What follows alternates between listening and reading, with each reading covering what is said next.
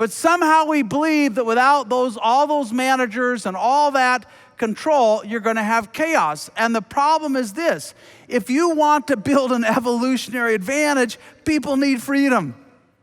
Freedom to try new things, freedom to waste a little bit of time, freedom to take a small risk. And yet there's kind of an assumption in a lot of organizations that control multiplied by freedom equals a constant. If one goes up, the other goes down. That is not true. But to change that, we have to reinvent control. You know, in the old bureaucratic model, control came from a lot of supervision, very tight policies, not much discretionary spending limits. So you could get a lot of control, but you kill initiative and you kill creativity and you kill passion and you turn people into automatons.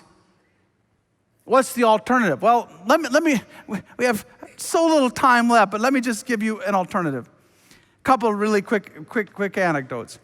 W.L. Gore, a $3 billion company, 10,000 employees. They make things like Gore-Tex, 1,000 other products.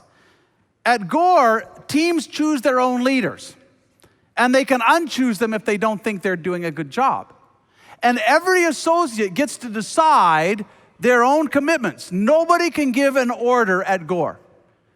And you think this would be a recipe for chaos. Nobody can tell me what to do, and if I don't like the boss, together we can fire him.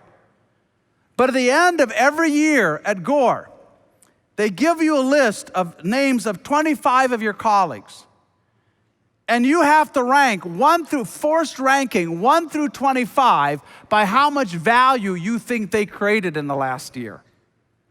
So if you're the leader and at the end of the year they do this ranking and you come number 7, you have a problem. You better figure out why your leadership capital is eroding. That simple system creates enormous discipline. This is not a company that doesn't have discipline. For sure, I can choose my own commitments, but if I say no to you when you ask for help, you're going to remember that at the end of the year. And so I need to be a personal entrepreneur. All year long, I'm asking, how do I add more value? All year long, I'm saying, how do I help others? There are other ways of getting control. We did a wonderful experiment in a large German company. I didn't even realize this happened, but apparently in many organizations, you need somebody's permission to travel. Did you know this? If you want to go on business, like you have to ask, and then they tell you which airline you have to fly, which hotels you can use, how much you can spend per day, and then they check all this. I just couldn't even believe but anyway, it's true. They told me it was true. I didn't do that.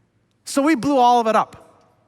We said anybody can travel anytime you like. If you want to fly first class on Emirates, knock yourself out.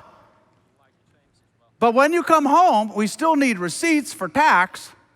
When you come back, we are going to take all of your receipts and we're going to publish those online so everybody can see how much you spent. Travel costs went down, happiness went up. In other words, as human beings, all of us are in some kind of a box. There is no unlimited freedom. But it makes a big difference how that box is constructed. If it's hierarchy and rules and fear versus its transparency and its peers and its shared values. Oh, for him personally. If I put you in a straitjacket, that's a very uncomfortable feeling. I feel like 30 kilos. But if somebody who loves you comes and they put their arms around you tight, it feels pretty good. Well, here's the way I would illustrate that. This is one of my favorite little business cartoons. I'll let you look at this for a moment. I think it's inspiring. So there's still rules, right? There's a box, have your say, but you can't write on the walls.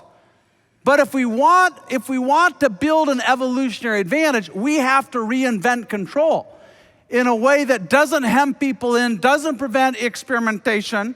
By the way, the guy's writing, "Go fly a kite." I just want to be clear on that. All right? Well, my time is up. But I want to tell you guys, this is possible.